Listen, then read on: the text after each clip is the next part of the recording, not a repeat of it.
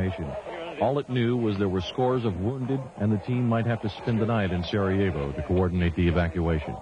The only reason that we've thought about doing that is because there needs to be somebody here on the ground to make sure that, and to communicate with the people on the plane to let them know how many we have and what their injuries are and that sort of thing.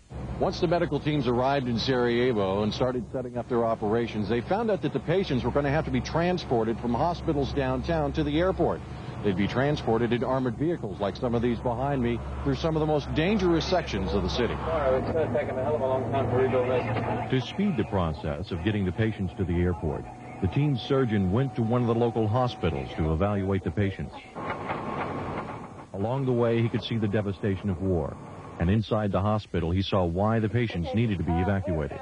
It largely has to do with the overwhelming of the facilities here due to the number of casualties, a supply problem here, and the fact the medical personnel are overworked. One of the first concerns for the evacuees was some relief for their pain. This was accomplished with a shipment of painkiller brought in on one of the American humanitarian relief planes.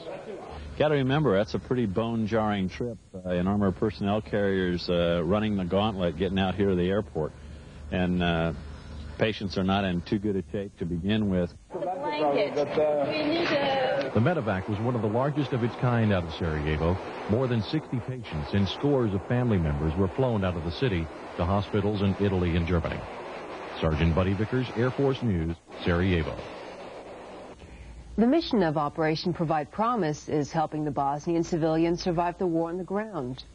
In the air, aircraft from Aviano Air Base, Italy were flying in support of Operation Deny Flight, trying to keep the skies